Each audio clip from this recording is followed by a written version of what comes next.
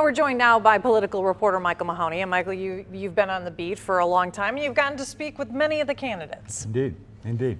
Well, let's start by talking about the race for Kansas governor. We're going to be putting up candidate resumes as we talk.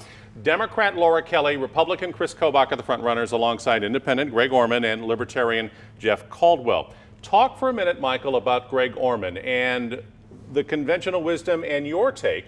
Who does he take votes from, Kelly or Kobach? Greg Orman has not got the traction that he had hoped for in this race. In the polls, he is in the single digits, 8 to 10 points. He had hoped to be a much bigger factor, and he hopes to win the race, to be honest about that.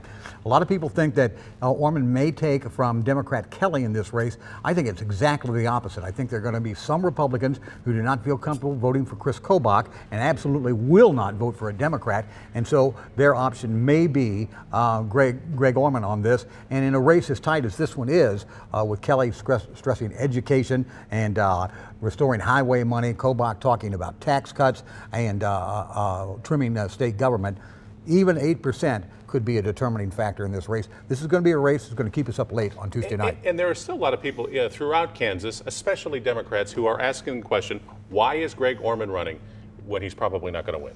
It's a good question. Even his state treasurer last week, his campaign treasurer last week, started asking the same question. Tim Owens resigned in it, but as you see the background on Laura Kelly there, she is a veteran member of the state Senate, and she has picked up the backing of a number of prominent Republicans and former office holders in the state of Kansas.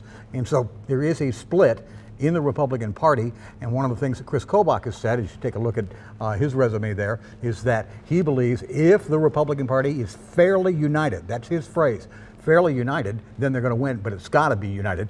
So far, there's been some leakage.